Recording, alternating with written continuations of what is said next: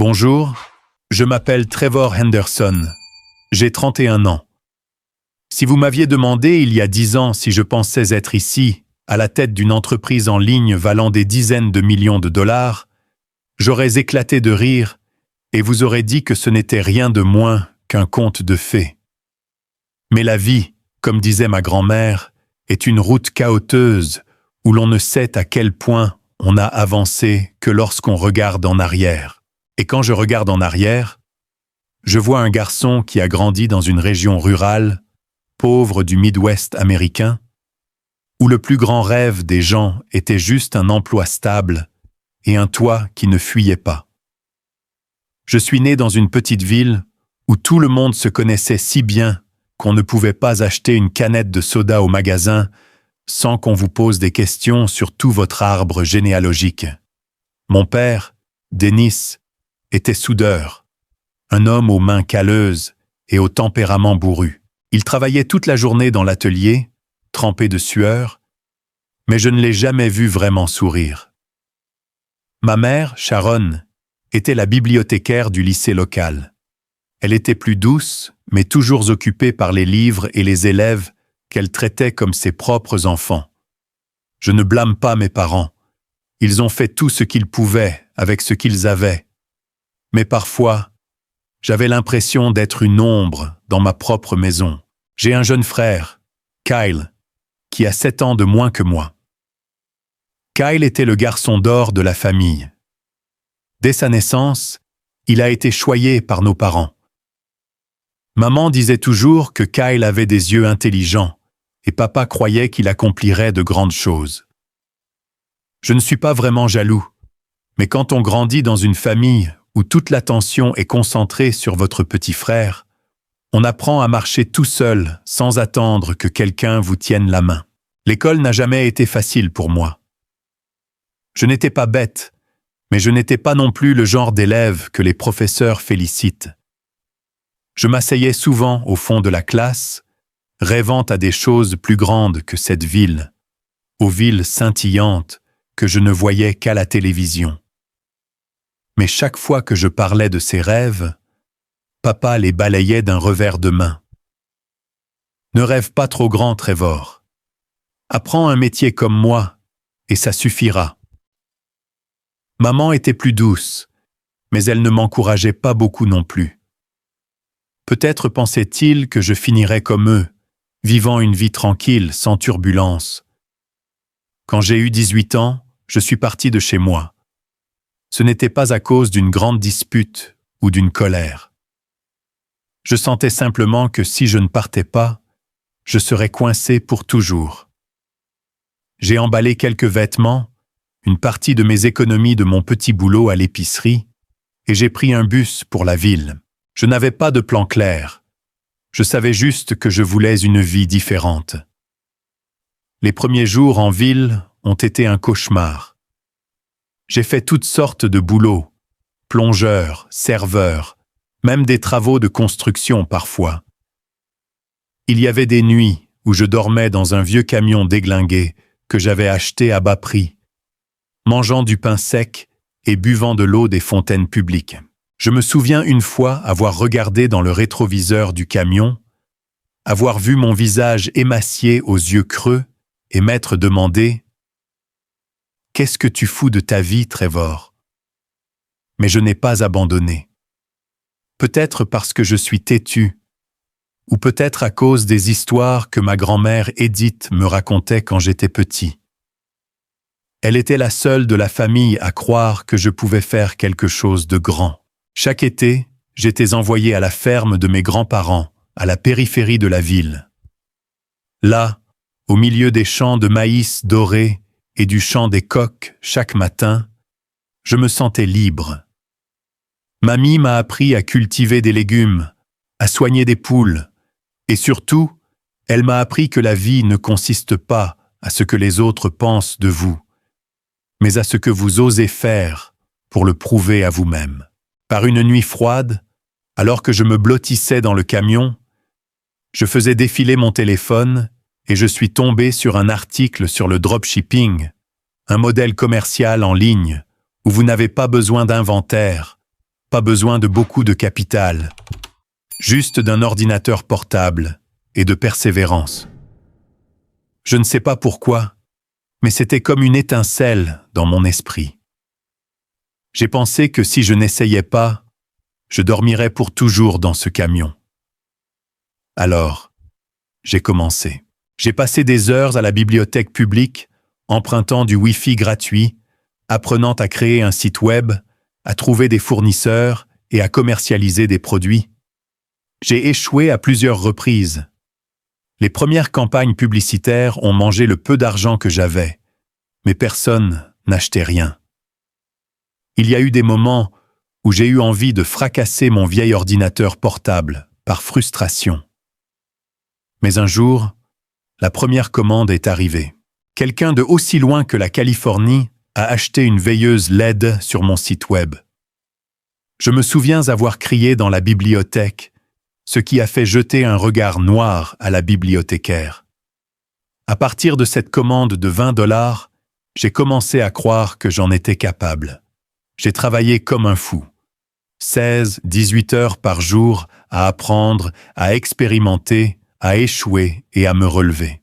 J'ai compris comment optimiser les publicités, améliorer le site web, et progressivement les petites commandes se sont transformées en un flux régulier de revenus. Au bout de 3 ans, j'avais une petite entreprise en ligne avec quelques employés à distance. Au bout de la 5e année, mon entreprise générait des dizaines de millions de chiffres d'affaires. Je n'en croyais pas mes yeux en regardant le solde de ma banque. D'un gamin dormant dans un camion, j'avais construit quelque chose que même mes parents n'auraient même pas pu imaginer. Mais le plus étrange, c'est qu'avec l'argent, je n'ai pas voulu changer grand-chose. Je n'ai pas acheté de supercar. Je n'ai pas vécu dans un manoir. Je n'ai pas porté de montre chère. J'ai juste acheté un petit appartement en ville, suffisant pour un espace de travail et un lit confortable.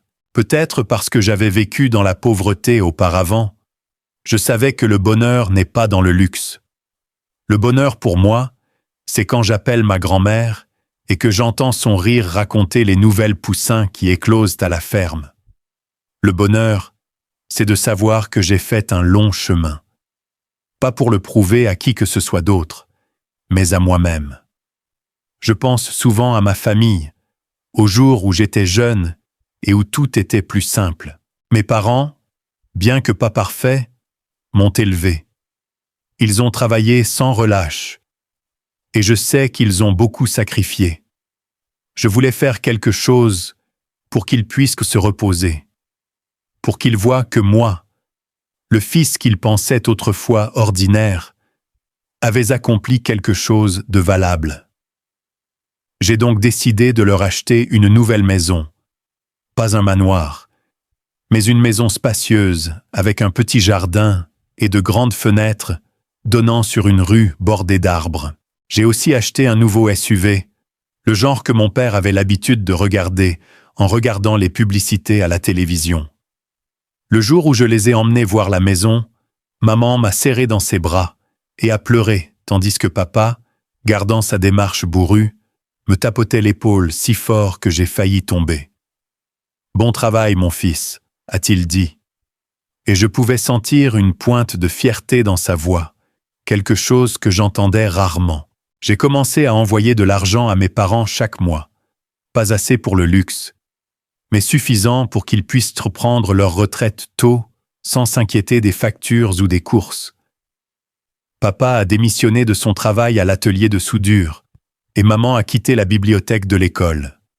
Ils ont emménagé dans la nouvelle maison, et je leur rendais visite occasionnellement, voyant maman planter des fleurs dans le jardin, et papa assis dans un fauteuil lisant le journal. J'ai pensé que c'était suffisant. J'avais fait quelque chose de significatif pour eux, tout comme ma grand-mère me l'avait appris. La famille, c'est là où l'on retourne, où l'on donne sans compter. Mais la personne que j'aime le plus, celle qui est toujours dans mon cœur, c'est ma grand-mère Edith. Elle était la brise fraîche pendant les jours d'été étouffants de mon enfance. Chaque été, quand mes parents étaient occupés par leur travail, j'étais envoyé à la ferme de mes grands-parents. Là, je courais dans les champs de maïs, chassais des poules et m'asseyais sur le porche à écouter ses histoires. Elle avait une façon de parler qui donnait vie à tout. Des histoires sur grand-père dans sa jeunesse, aux leçons pour vivre honnêtement.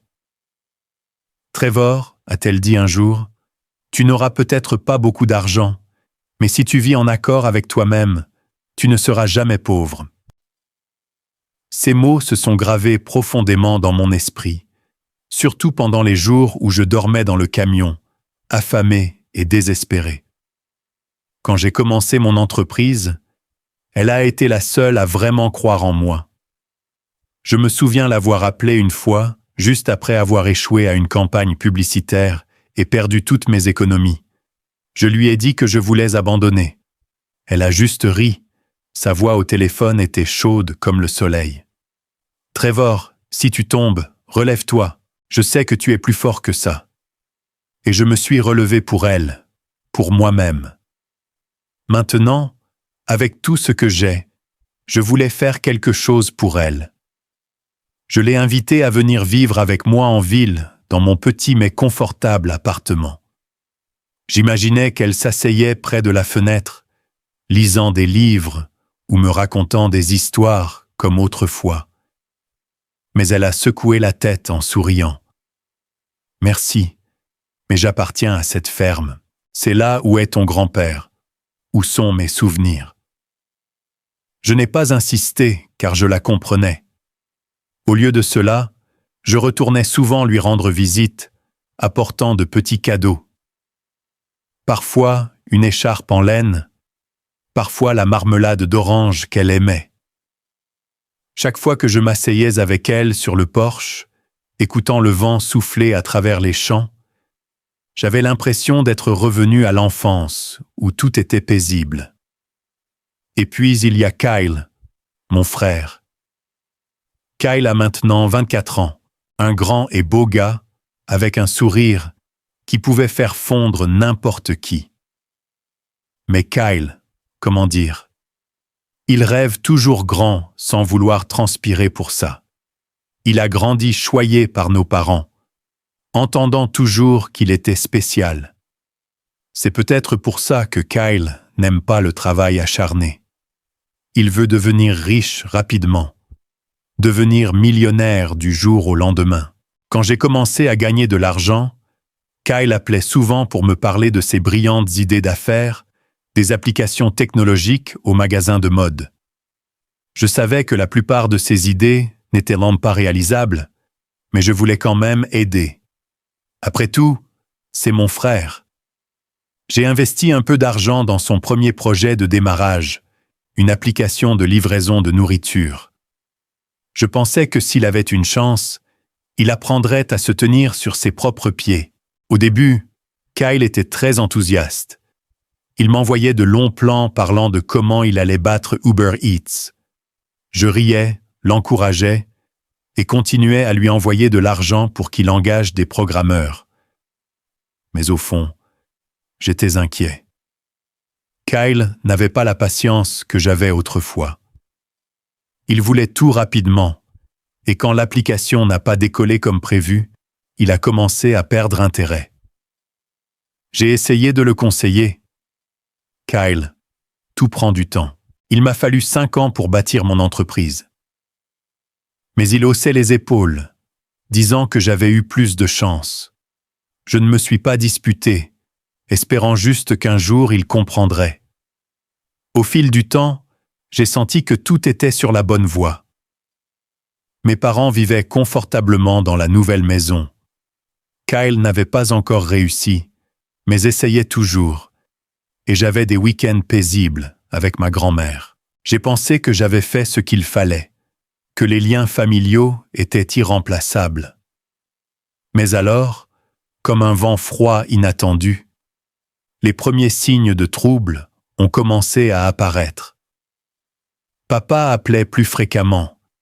Sa voix n'était plus celle de remerciement, mais de demande. « Trevor, j'ai besoin d'un peu d'argent pour réparer ceci ou cela, » disait-il. Et je n'y ai pas trop pensé. J'ai juste transféré l'argent. Kyle a commencé à parler de nouvelles opportunités d'investissement, des projets qui semblaient risqués dès le départ. J'aidais toujours parce que je pensais que c'était mon devoir. Mais chaque fois que j'envoyais de l'argent, je me sentais un peu mal à l'aise, comme si je construisais un château de sable que les vagues pourraient emporter à tout moment. Un soir, alors que j'étais assis dans mon appartement, regardant les lumières de la ville, le téléphone a sonné. C'était papa. Sa voix tremblait, contrairement à d'habitude. « Trevor, j'ai besoin de ton aide, juste cette fois. » Je lui ai demandé combien il avait besoin et le montant qu'il a mentionné m'a choqué. Environ 2000 $. Je lui ai demandé pourquoi, mais il a juste répété « J'ai besoin de l'argent, Trevor. Tu ne peux pas aider ton père ?» J'ai promis d'y réfléchir, mais en raccrochant, j'ai senti une lourde pierre dans ma poitrine. C'était la première fois que je me demandais « Est-ce que j'aide ma famille ou est-ce que j'entretiens quelque chose de plus dangereux ?» Je suis allé à la ferme de ma grand-mère ce week-end-là, ayant besoin de son réconfort. Quand je lui ai raconté l'histoire, elle m'a regardé, ses yeux vifs, mais doux. « Trevor, » a-t-elle dit, « tu as un grand cœur, mais ne le laisse pas t'aveugler. La famille est précieuse, mais parfois les personnes les plus proches sont celles qui te blessent le plus. » J'ai hoché la tête, mais dans mon cœur, je voulais toujours croire que mes parents et Kyle traversaient juste des difficultés temporaires. Je ne voulais pas penser que l'affection que j'avais pour eux pouvait être exploitée. Mais en quittant la ferme, portant ses conseils avec moi, je ne savais pas que les petites fissures dans ma famille étaient sur le point de devenir un gouffre infranchissable. 2 ans passèrent, et tout commença à changer lentement mais visiblement, comme la façon dont une tempête approche tranquillement avant que le déchaînement de la fureur ne se déchaîne. Papa appelait plus fréquemment, plus seulement de courtes conversations sur la santé ou le temps. Chaque fois, sa voix portait une pointe d'urgence, comme s'il faisait la course contre la montre. « Trevor, j'ai besoin d'emprunter de l'argent, » disait-il, et les sommes qu'il demandait devenaient de plus en plus importantes. Un soir, alors que je travaillais tard dans mon petit bureau, papa a appelé. Sa voix tremblait, presque suppliante. « Trevor, juste cette fois, j'ai besoin de 5000 $. J'ai perdu à jouer au casino. » Je suis resté stupéfait, serrant le téléphone. Jouer ? Mon père, qui m'avait autrefois appris que le travail acharné était le seul moyen de vivre, pariait maintenant des sommes plus importantes que son revenu annuel en tant que soudeur. J'ai essayé de rester calme et j'ai demandé des détails. Il a hésité, me parlant d'essayer sa chance dans un petit casino près de la ville, puis les choses sont devenues incontrôlables. J'ai eu l'impression que quelqu'un m'avait donné un coup de poing direct dans la poitrine. J'ai voulu crier pour demander pourquoi il ferait ça, mais je n'ai dit que « Papa, je t'aiderai cette fois, mais tu dois promettre d'arrêter. » Il a accepté, sa voix pleine de gratitude, mais je n'arrivais pas à me débarrasser du sentiment de malaise. Kyle était différent, mais pas mieux. Après 2 ans, son application de livraison de nourriture prometteuse a officiellement fait faillite. Il s'est ensuite tourné vers l'investissement. Il appelait avec enthousiasme, parlant de projets qui ressemblaient à de la science-fiction, des fonds d'investissement en crypto-monnaie, de l'immobilier dans des endroits dont je n'avais jamais entendu parler. « Frère Trevor, c'est une énorme opportunité, » disait-il, sa voix pleine d'enthousiasme. « Investis juste et je m'occuperai de tout. » J'ai essayé d'être patient, expliquant que l'investissement nécessitait des recherches approfondies et un plan clair. Mais Kyle n'écoutait pas. Il me lançait des termes fantaisistes comme la blockchain ou les rendements décuplés, que je savais qu'il répétait simplement quelque part en ligne. J'ai refusé la plupart de ses projets, mais quand il venait chez moi, ses yeux s'illuminaient comme ceux d'un enfant suppliant un jouet. J'ai cédé. Je lui ai donné une autre somme, à condition qu'il travaille sérieusement. Il hocha vigoureusement la tête, mais ses yeux ne me rassuraient pas. J'ai commencé à réaliser quelque chose que j'avais essayé d'éviter. Papa et Kyle n'avaient pas seulement besoin d'aide, ils dépendaient de moi. Chaque fois que j'envoyais de l'argent, ils trouvaient des raisons d'en demander plus. Ma mère, bien qu'elle ne demande pas directement, n'arrêtait pas papa non plus. Elle appelait parlant de la pression sur papa ou de la façon dont Kyle essayait de réussir comme moi bientôt. Je voulais la croire, mais les mots de ma grand-mère continuaient de résonner dans ma tête. Ne laisse pas ton cœur t'aveugler. J'ai commencé à me demander, est-ce que je fais la bonne chose? Est-ce vraiment la meilleure façon d'aider ma famille? Alors, un soir, j'ai invité mes parents et Kyle à mon appartement. J'ai préparé un dîner simple, des spaghettis et une salade comme maman avait l'habitude de faire quand j'étais petit. Je voulais une atmosphère détendue, mais une fois assis, je suis allé droit au but. « Papa, maman, Kyle !» ai-je dit, en essayant de garder ma voix calme. « Je suis heureux d'aider la famille, mais je pense que nous devons parler clairement de l'argent. Papa, je veux que tu restes loin des lieux de jeu. Kyle, tu as besoin d'un plan plus spécifique pour tes projets. » J'ai parlé avec une attitude sincère et ouverte, en espérant qu'ils comprendraient que nous pouvions trouver une solution ensemble. Mais leurs réactions n'ont pas été celles que j'attendais. Le visage de papa est devenu rouge et il a claqué sa main sur la table. « Tu me fais la leçon, Trevor? Pour qui te prends-tu juste parce que tu as un peu d'argent ?» Maman a rapidement essayé de le calmer, mais ses yeux me regardèrent avec déception, comme si je les avais trahis. Kyle a souri et a dit « Si tu ne me fais pas confiance, dis-le. Je n'ai pas besoin de ta charité. » J'ai été choqué, pas par leurs mots, mais par la façon dont ils me regardaient, comme si j'étais le traître, pas celui qui avait dépensé de l'argent pour leur acheter une maison, une voiture, et les avoir soutenus pendant les 2 dernières années. J'ai essayé de rester calme, expliquant que je voulais juste qu'ils vivent de manière plus responsable. Mais papa a interrompu. « Ne me fais pas la leçon sur la responsabilité. C'est moi qui t'ai mis au monde. Ne sois pas irrespectueux. » J'ai voulu argumenter pour dire que je n'avais aucune intention d'être irrespectueux, mais les mots sont restés bloqués dans ma gorge. La conversation s'est terminée dans une atmosphère lourde et tendue. Quand ils sont partis, je suis resté seul dans l'appartement, regardant la vaisselle sale, ayant l'impression d'avoir perdu une partie de moi-même. Après ce soir-là, j'ai décidé de réduire mon soutien financier. J'envoyais toujours de l'argent à mes parents, mais moins, et j'exigeais de Kyle qu'il présente un plan spécifique avant que j'investisse plus. Je pensais que cela les aiderait à changer, leur ferait comprendre que je n'étais pas un distributeur automatique. Mais je me trompais. Papa a appelé, sa voix pleine de ressentiment. « Tu es avare avec ta propre famille, Trevor. Tu ne mérites pas d'être mon fils. » Kyle a envoyé un message court mais cinglant. « Tu as changé.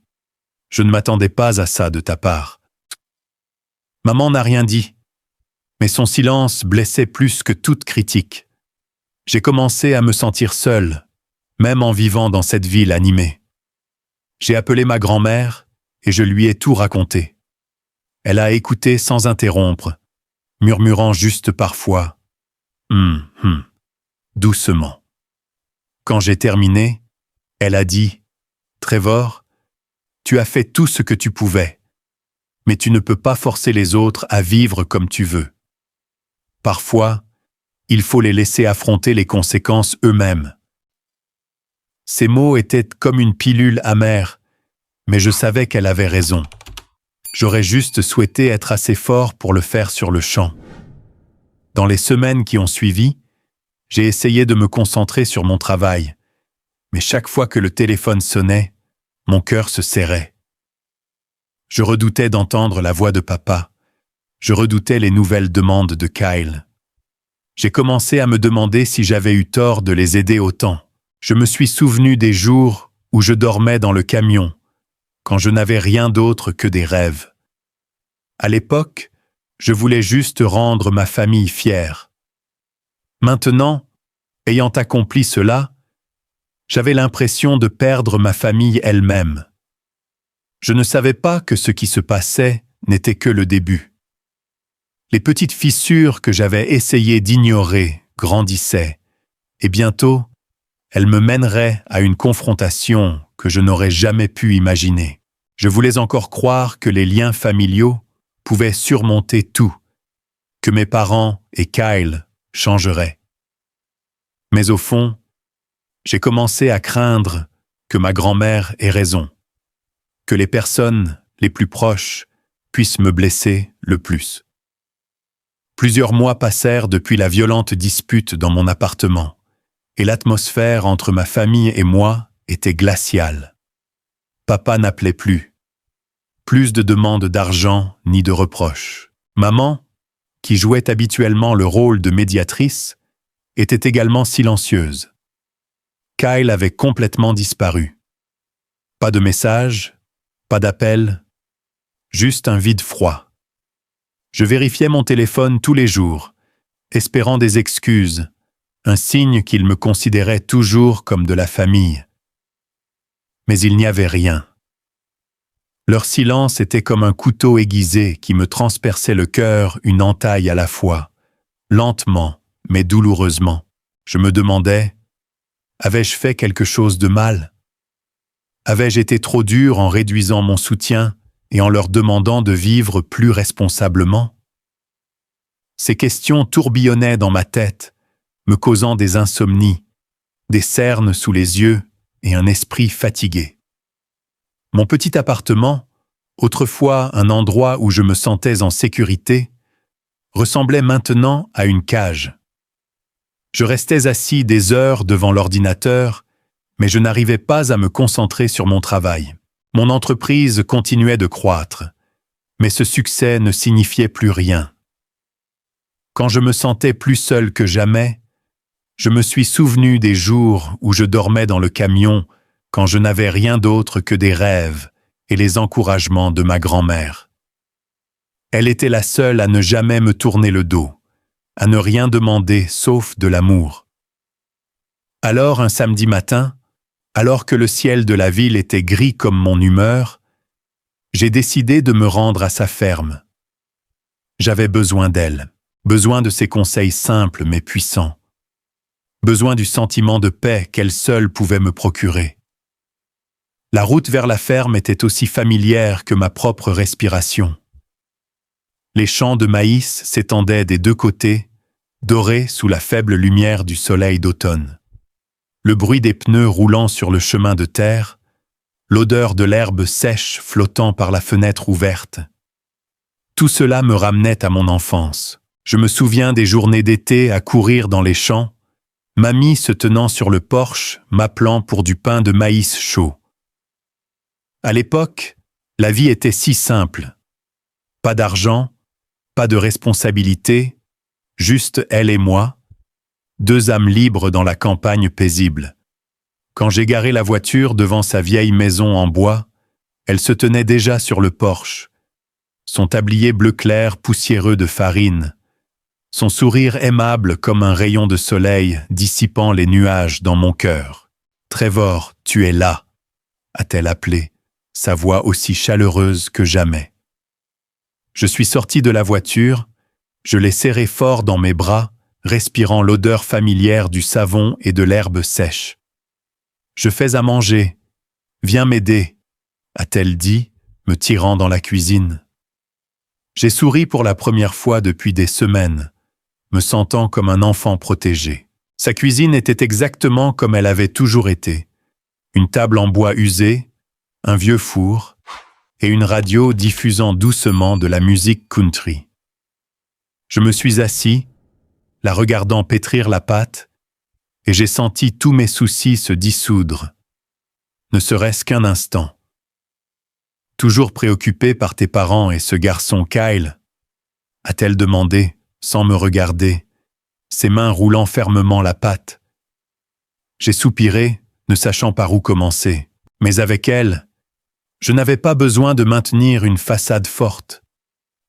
J'ai déversé toutes mes préoccupations, mes pensées intimes. Ma voix vacillait, mes yeux piquaient, mais je me retenais. Je ne voulais pas qu'elle me voie faible. Mamie a arrêté de pétrir, s'est essuyé les mains sur son tablier et s'est assise en face de moi. Ses yeux, marqués par le temps, étaient toujours brillants et vifs. « Trevor », a-t-elle dit, sa voix basse mais ferme. « Tu as fait tout ce que tu pouvais. Tu leur as donné une maison, une voiture, et plus que ça, tu leur as donné ton amour. Mais tu ne peux pas les forcer à l'apprécier. Parfois, les gens sont aveuglés par la cupidité, et ce n'est pas ta faute s'ils choisissent ce chemin. » J'ai hoché la tête, mais mon cœur était encore lourd. Mamie, je voulais juste qu'ils soient fiers de moi. Je pensais que si je les aidais, ils verraient que je ne suis pas le fils inutile qu'ils pensaient que j'étais. Mais maintenant, j'ai l'impression que tout ce que j'ai fait est inutile. Elle a pris ma main, sa paume rugueuse mais chaude. Trevor, tu n'as besoin de personne pour être fier de toi pour connaître ta propre valeur. Tu as construit un monde entier à partir de rien. Je suis fier de toi, et ton grand-père, s'il était vivant, le serait aussi. Ne laisse pas les autres te faire douter de cela. Ces mots étaient comme une petite flamme réchauffant mon cœur froid. Nous sommes restés là à parler jusqu'au coucher du soleil, le crépuscule tintant les champs à l'extérieur de la fenêtre d'or. Elle a raconté de vieilles histoires sur grand-père, sur les moments difficiles qu'ils avaient traversés. Ton grand-père disait « La famille, ce ne sont pas les liens du sang. Ce sont les gens qui sont prêts à te soutenir quand tu tombes. » J'ai écouté, et pour la première fois, je me suis demandé si mes parents et Kyle étaient vraiment ma famille, au sens où elle l'entendait. Cette nuit-là, j'ai dormi à la ferme dans le vieux lit de la petite chambre où je restais chaque été. Les grillons chantaient dehors, le vent sifflait à travers les fissures de la fenêtre. Tout cela ressemblait à une berceuse me guidant vers le sommeil. Pour la première fois depuis des semaines, j'ai dormi profondément, sans rêve ni souci. Mais le lendemain matin, en me réveillant, la tristesse est revenue. Je savais que je devais affronter la réalité. Ma famille, dont j'avais cru qu'elle serait toujours là, avait choisi de se détourner. Je ne savais pas comment avancer, mais je savais que je ne pouvais pas laisser cette douleur me consumer.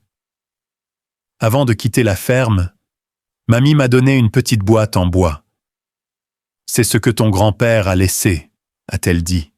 « Il voulait que je la garde pour toi. » J'ai ouvert la boîte. À l'intérieur, il y avait une vieille montre de poche.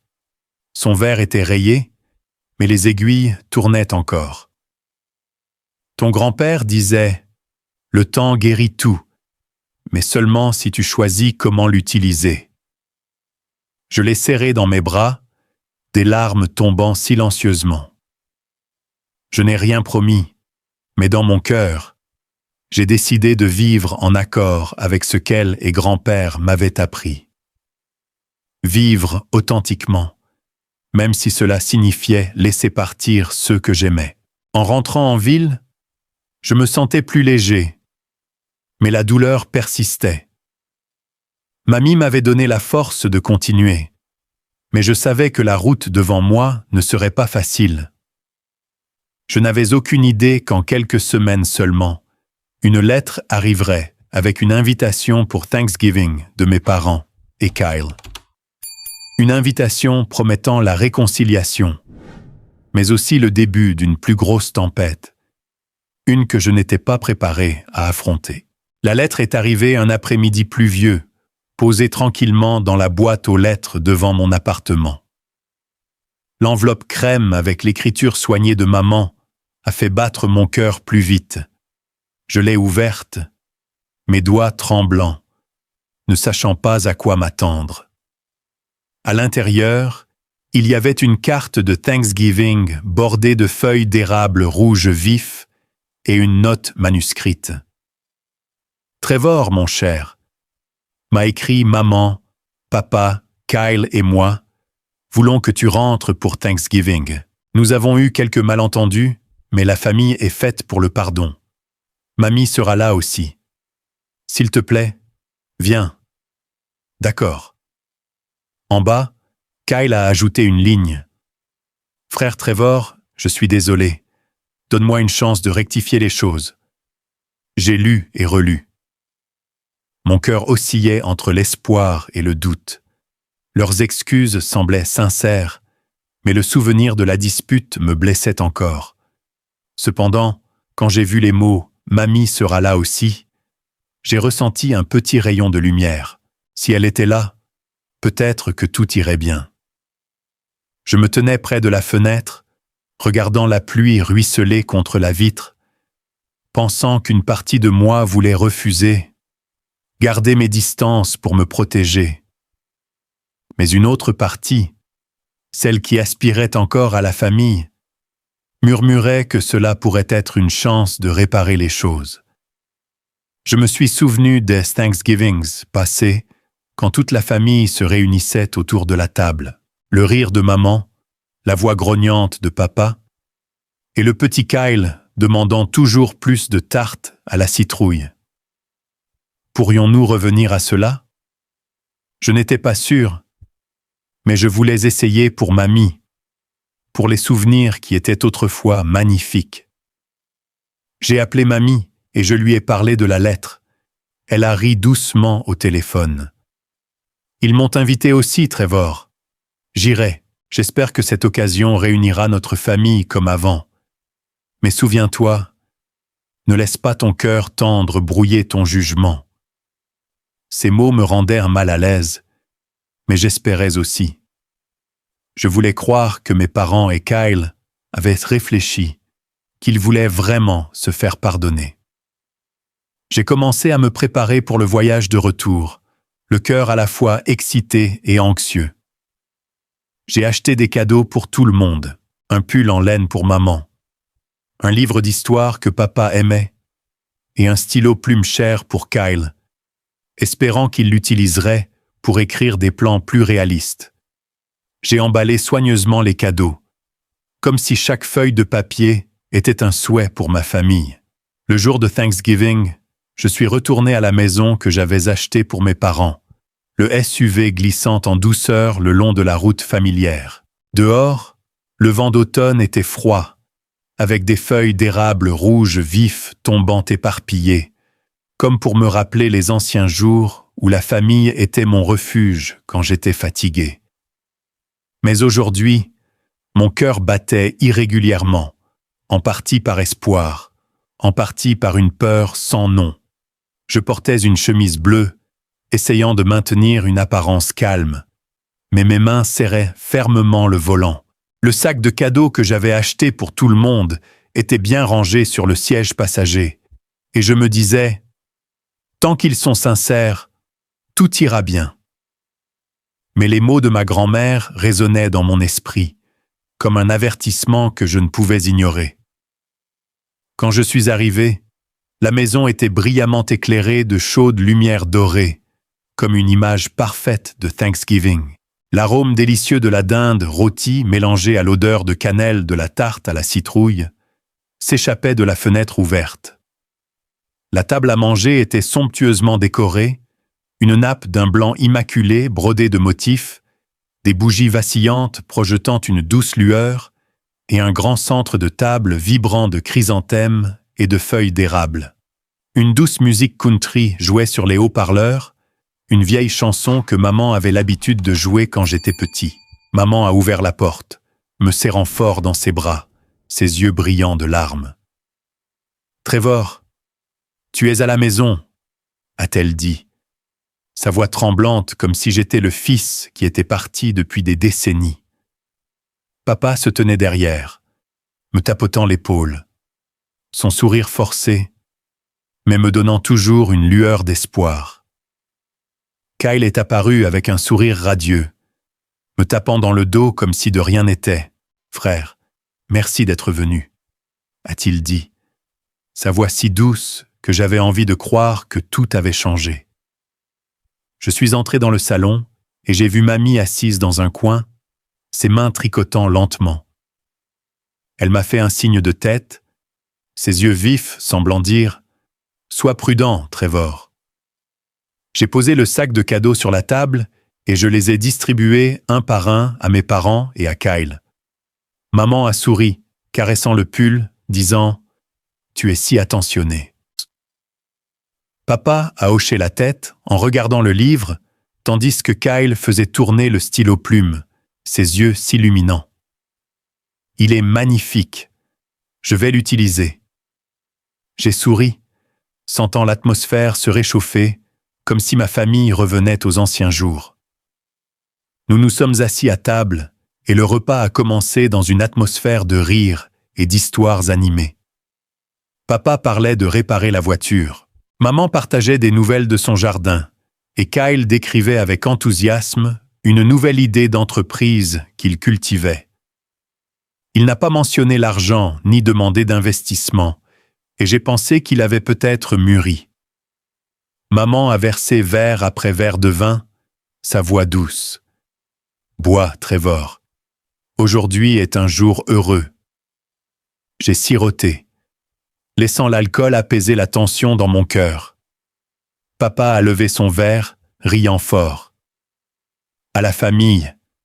Au bonjour. » J'ai levé le mien en réponse, mais quand j'ai jeté un coup d'œil à mamie, je l'ai vue ne prendre qu'une petite gorgée.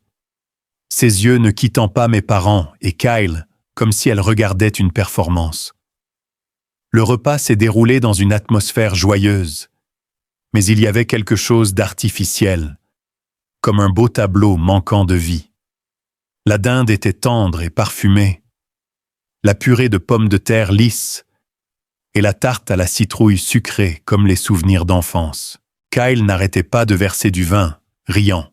« Frère, ça fait une éternité que je ne t'ai pas vu boire comme ça. » Papa a ajouté, racontant des histoires humoristiques de sa jeunesse qui me faisaient rire. Maman me tenait la main, ses yeux pétillants. « Je suis juste heureuse que tu sois à la maison, Trevor. » J'ai commencé à me détendre, pensant que je m'étais trop inquiété. Peut-être que leur lettre était sincère. Peut-être voulaient-ils se réconcilier. Le vin m'a rendu la tête floue, et je me suis laissé sombrer dans l'atmosphère chaleureuse, bien qu'artificielle.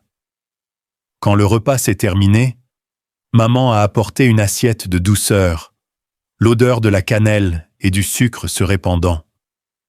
J'étais sur le point de couper un morceau quand papa s'est levé, applaudissant, sa voix soudainement sérieuse. « Trevor, parlons un peu. » Mon cœur s'est effondré comme si une porte venait de se fermer. Kyle a sorti une épaisse pile de papier de son sac et l'a posée devant moi avec un sourire doux. « Frère Trevor, c'est une grande opportunité. Signe juste ici et nous la réaliserons ensemble. » J'ai regardé les papiers, mon esprit embrumé par le vin. Les mots se brouillaient, mais j'ai vu des termes comme « transfert » et « actif ». J'ai essayé de me concentrer, demandant « Qu'est-ce que c'est, Kyle ?» Il m'a tapoté l'épaule, sa voix douce. « Juste un petit projet d'investissement. Maman et papa pensent que c'est viable aussi. C'est pour la famille. » Papa a interrompu, sa voix basse, mais pleine de pression. « Trevor, fais-moi confiance. C'est le mieux pour nous tous. » Maman a baissé la tête, serrant la serviette, ne disant rien, mais ses yeux étaient pleins d'inquiétude. J'ai senti un frisson me parcourir l'échine. J'ai feuilleté les papiers en essayant de lire, mais ma tête tournait.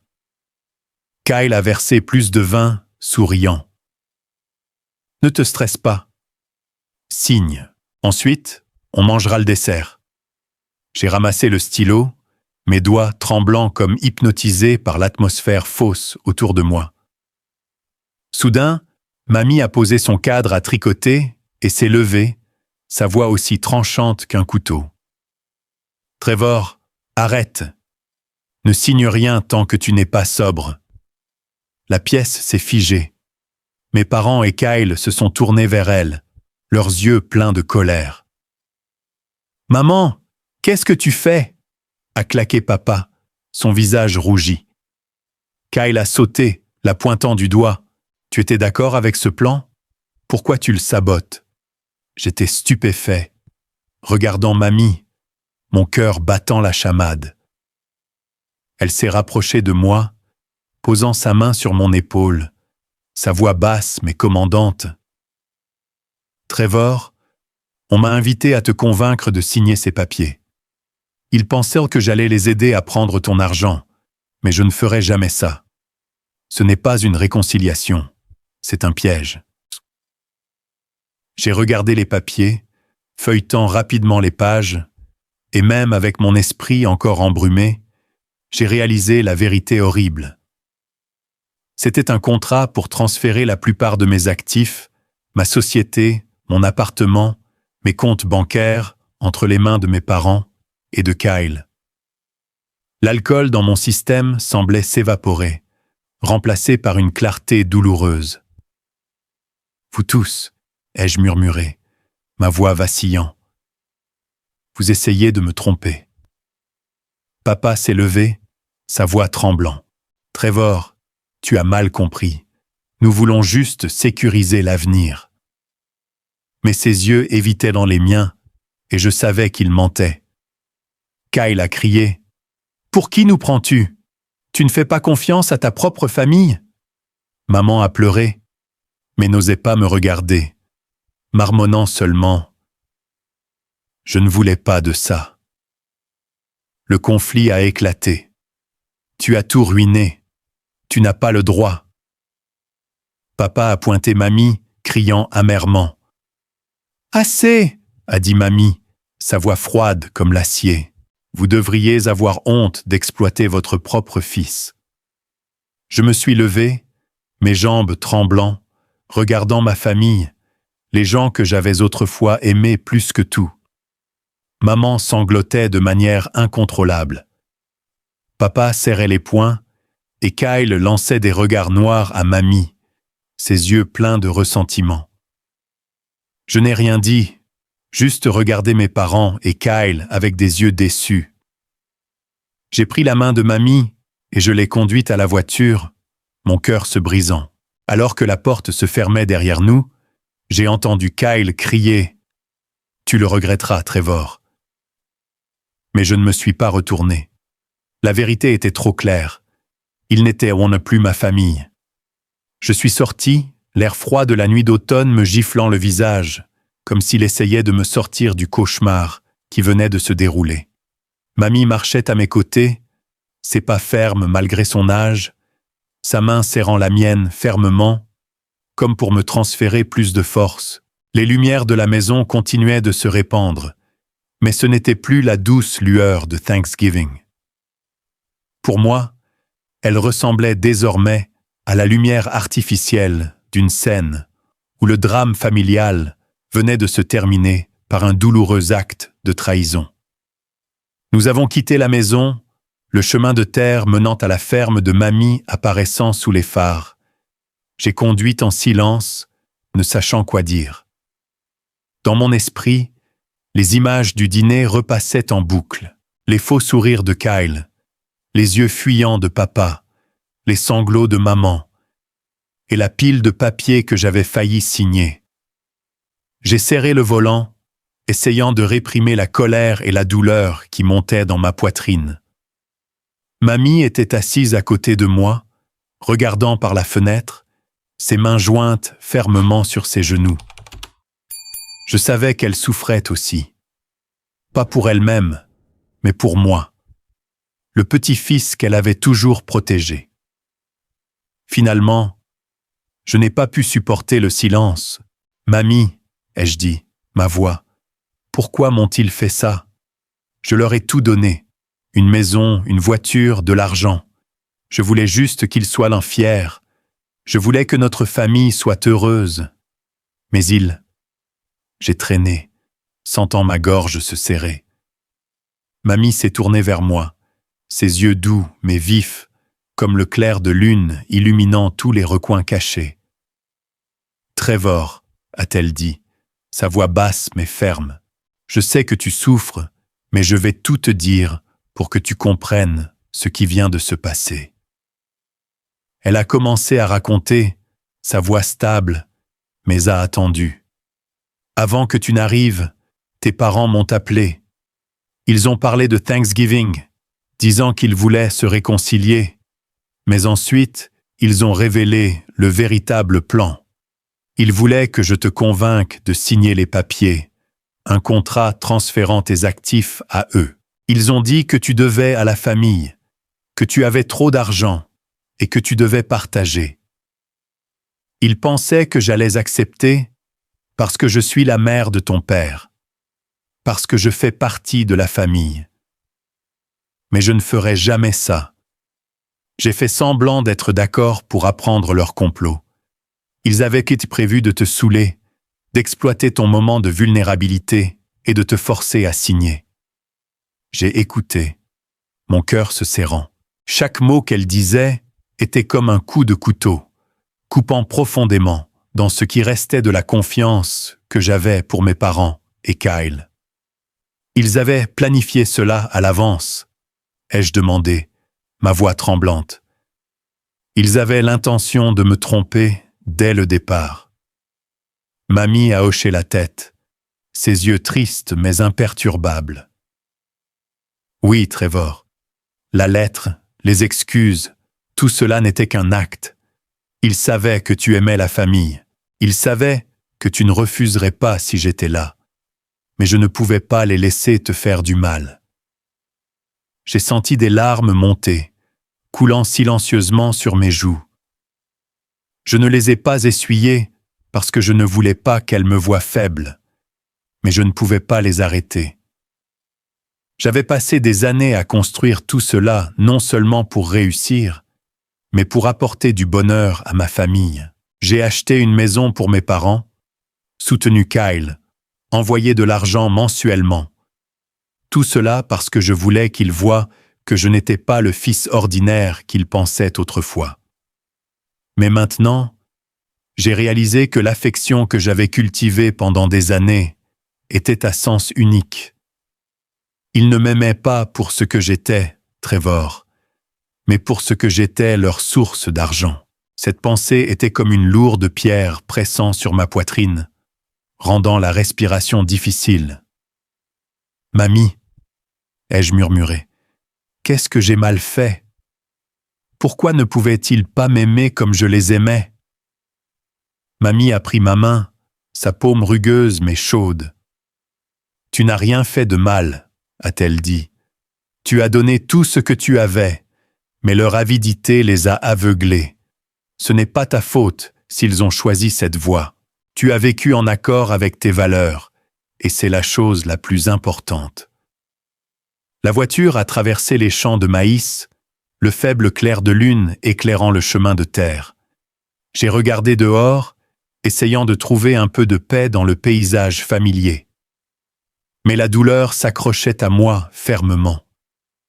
J'ai pensé aux jours de mon enfance, où maman me tenait dans ses bras, quand papa m'apprenait à réparer un vélo, quand le petit Kyle titubait après moi dans la cour.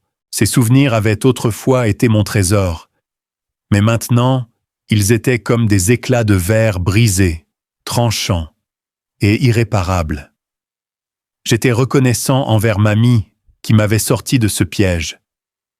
Mais en même temps, Je ressentais un immense vide dans mon cœur. Le vide d'une famille que j'avais cru qu'elle serait toujours la mienne. Quand nous sommes arrivés à la ferme, j'ai garé devant la maison familière en bois.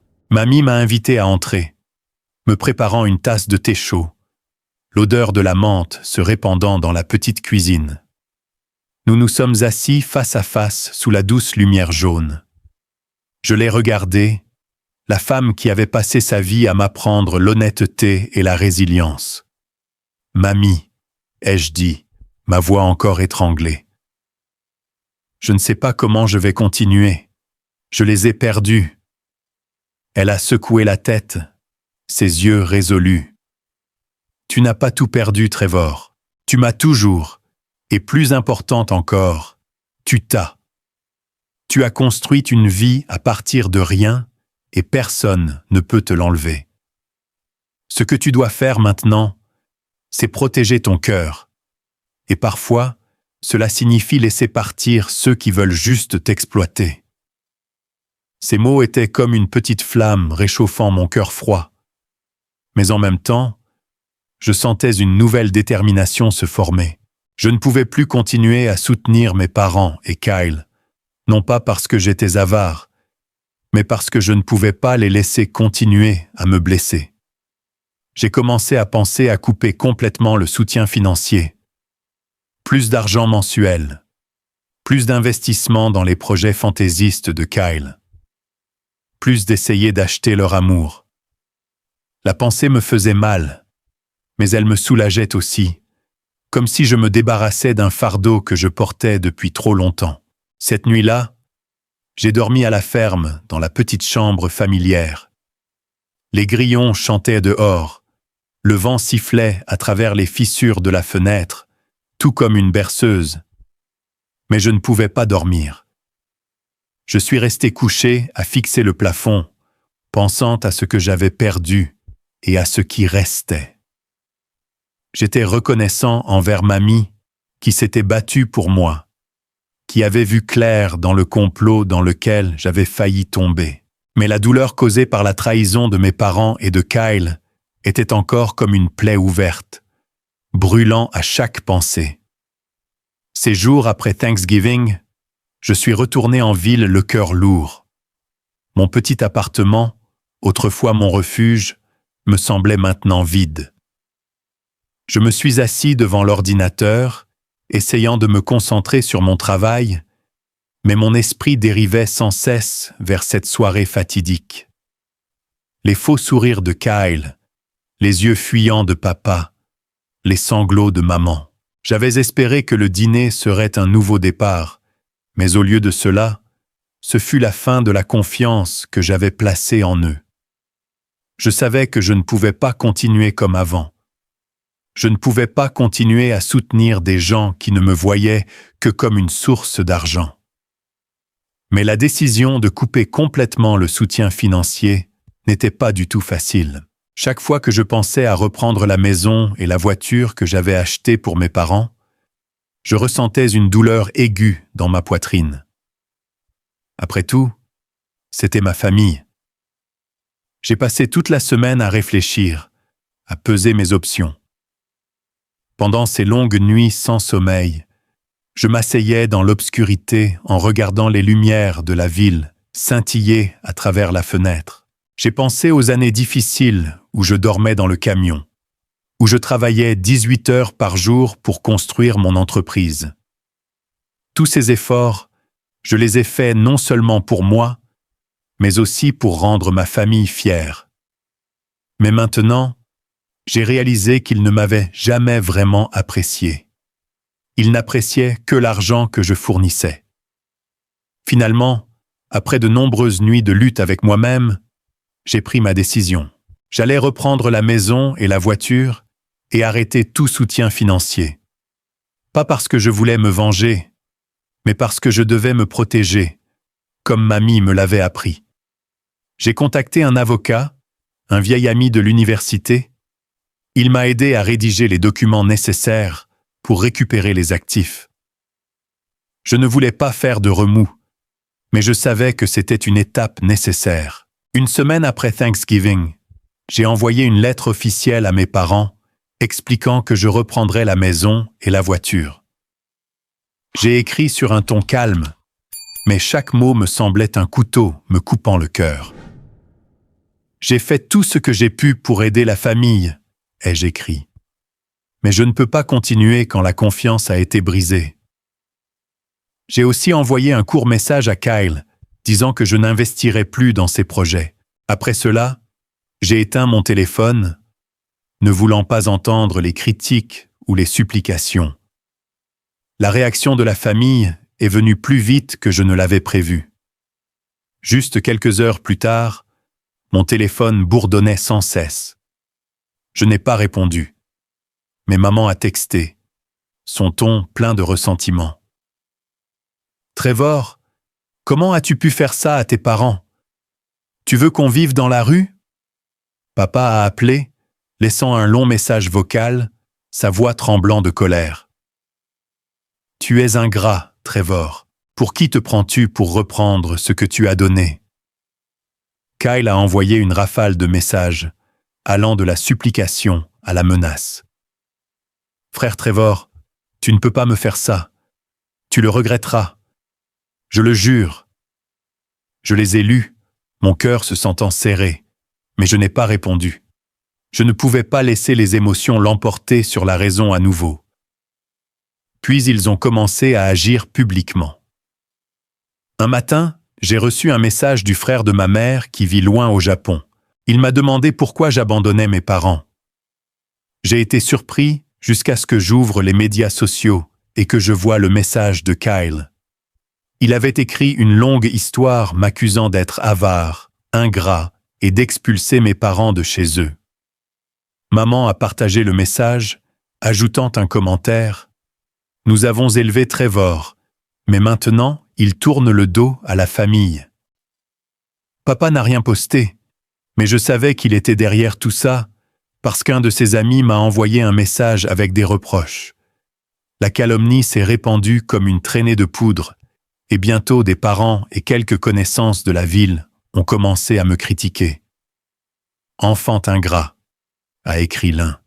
« Il est riche maintenant, alors il méprise ses parents », a commenté un autre. Chaque mot était comme une flèche perçant mon amour-propre. Je me suis senti plus seul que jamais. J'avais perdu ma famille, et maintenant toute la communauté se retournait contre moi. J'ai appelé mamie, et je lui ai tout raconté.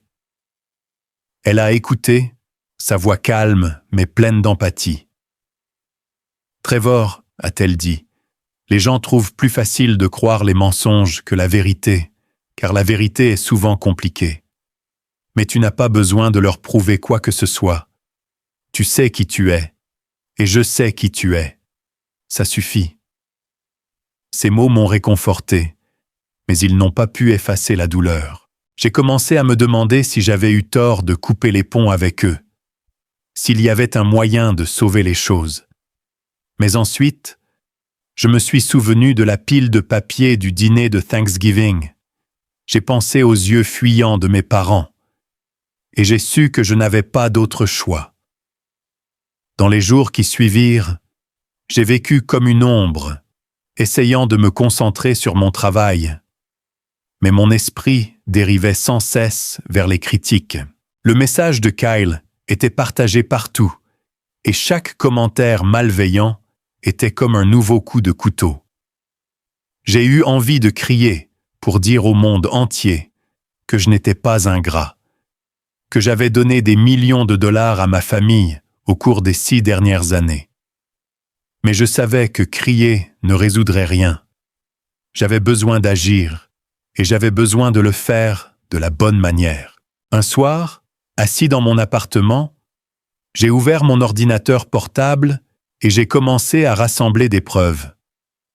J'ai imprimé des relevés bancaires détaillant chaque somme d'argent que j'avais envoyée à mes parents, près de 3 millions de dollars sur 6 ans, des allocations mensuelles au paiement des dettes de jeux de papa. J'ai déterré les contrats d'investissement que j'avais signés avec Kyle, les projets qui ont échoué en raison de son manque de responsabilité. Et surtout, J'avais encore la pile de papier du dîner de Thanksgiving. Le contrat de transfert d'actifs qu'ils avaient essayé de me forcer à signer. Je n'étais pas sûr de ce que j'allais faire de tout cela, mais je savais que je devais être préparé. J'ai décidé de poster une vidéo sur les réseaux sociaux, pas par vengeance, mais pour dire la vérité. Je me suis assis devant la caméra dans ma chambre simple, sans montage, sans script. Je m'appelle Trevor Henderson. Ai-je commencé, ma voix tremblante, mais résolue. On m'a traité d'ingrat, d'avare, de quelqu'un qui abandonne sa famille. Mais aujourd'hui, je veux dire la vérité. J'ai raconté mon parcours, des jours où je dormais dans le camion jusqu'à la construction d'une entreprise de plusieurs millions de dollars. J'ai parlé de la façon dont j'avais acheté une maison, une voiture, et pourvu à mes parents et à Kyle, non pas pour me vanter, mais parce que je les aimais. Puis j'ai décrit le dîner de Thanksgiving, le complot pour me tromper afin de signer mes actifs, et comment mamie m'avait sauvé. J'ai montré les relevés bancaires, les contrats, et même les papiers du dîner à l'écran. Ce n'est pas la famille, ai-je dit, mes yeux piquants. La famille ne se trompe pas mutuellement, n'exploite pas l'autre. J'ai essayé, mais je ne peux pas continuer quand ils ne veulent que mon argent. J'ai appuyé sur le bouton de publication, mon cœur battant la chamade. Je ne savais pas ce qui allait se passer, mais je me sentais soulagé, comme si j'avais déchargé un lourd fardeau. Quelques heures seulement après, la vidéo s'est répandue rapidement. Ceux qui m'avaient critiqué ont commencé à se taire, et la communauté en ligne s'est tournée vers la condamnation de mes parents et de Kyle. Des profiteurs sanguinaires, a commenté une personne. Il ne mérite pas un fils comme Trevor, a écrit un autre. Les parents qui m'avaient autrefois condamné m'envoyaient maintenant des excuses, disant qu'ils ne connaissaient pas toute l'histoire. Je n'ai pas répondu parce que je n'avais pas besoin de leur validation. Il suffisait que la vérité soit révélée. Après que j'ai posté la vidéo clarifiant la situation, mes parents et Kyle ont soudainement disparu de toutes les plateformes de médias sociaux. Pas de réfutation, pas de ligne de reproche, comme ils avaient l'habitude de le faire. Tout est soudainement devenu étrangement silencieux. Je ne sais pas ce qu'ils ont ressenti quand toute la vérité sur notre famille a été exposée. Plus d'appels téléphoniques désagréables, plus de messages accusateurs. Kyle, qui n'avait jamais hésité à me critiquer publiquement, restait maintenant silencieux, comme s'il comprenait que cette fois, il n'y avait plus de mots pour se défendre. Par les caméras de sécurité, j'ai vu mes parents faire leurs valises et quitter la maison que je leur avais achetée quelques jours plus tard. Les regarder traîner, tirer leurs valises et partir en silence me faisait mal au cœur. Mais je me suis rappelé de ne pas céder. Je leur avais donné trop de chance et à chaque fois, ils avaient choisi de me blesser. Je savais, même si c'était douloureux, que couper les liens avec eux était nécessaire pour que je continue à vivre en accord avec moi-même. Je me suis assis dans mon petit appartement en regardant les lumières de la ville et j'ai ressenti un vide immense. Pas parce que je le regrettais, mais parce que j'ai réalisé que j'avais perdu une partie de mes souvenirs. Les jours où je pensais que la famille était tout. Mais ensuite, je me suis souvenu de ma grand-mère qui avait toujours été là, ne demandant rien sauf de l'amour. Elle était la seule lumière dans mes jours les plus sombres. J'ai décidé de quitter la ville, non pas pour m'échapper, mais pour recommencer plus près d'elle, plus près des valeurs qu'elle m'avait enseignées. J'ai vendu l'appartement, j'ai organisé mon travail pour pouvoir gérer l'entreprise à distance et j'ai acheté un petit terrain près de la ferme de ma grand-mère. Là, j'ai construit une simple maison en bois, suffisante pour qu'elle et moi partagions des après-midi paisibles.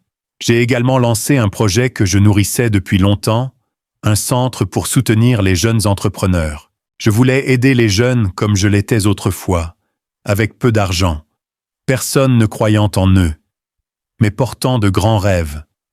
Le centre ne fournissait pas seulement un financement.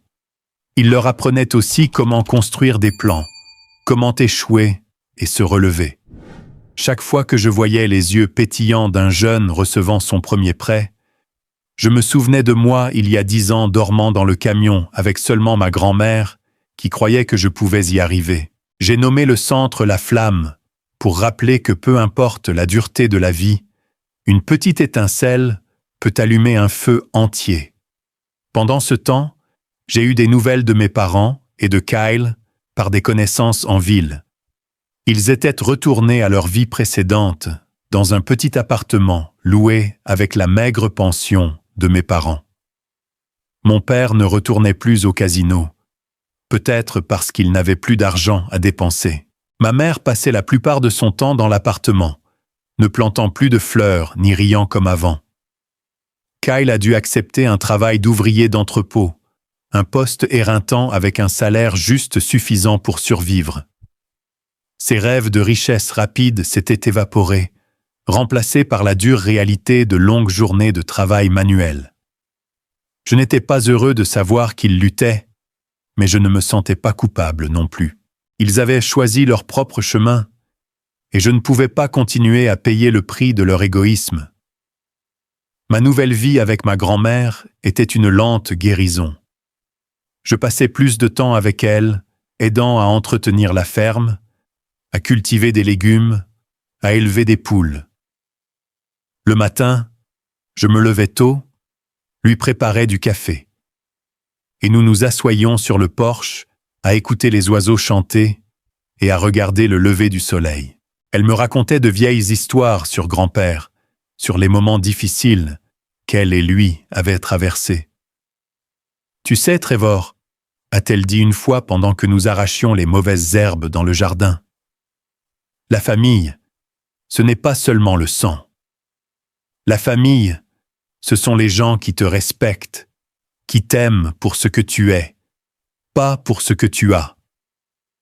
Parfois, il faut laisser les gens toucher le fond pour qu'ils sachent ce qu'est vraiment la perte. » Ces mots se sont gravés profondément dans mon cœur comme une leçon.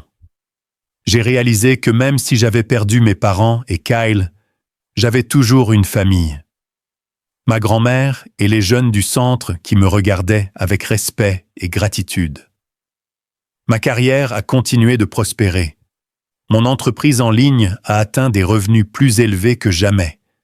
Mais je ne ressentais plus la pression de prouver quoi que ce soit. Je vivais simplement, fidèle à mes valeurs, travaillant dur, aidant les autres et chérissant les petits moments. Je ne cherchais plus la reconnaissance de mes parents ou de Kyle, car je connaissais ma propre valeur. Ma grand-mère me l'avait appris, et je porterai cette leçon toute ma vie. Un après-midi, alors que ma grand-mère et moi étions assis à boire du thé sur le porche, le coucher du soleil dorait les champs de maïs devant nous.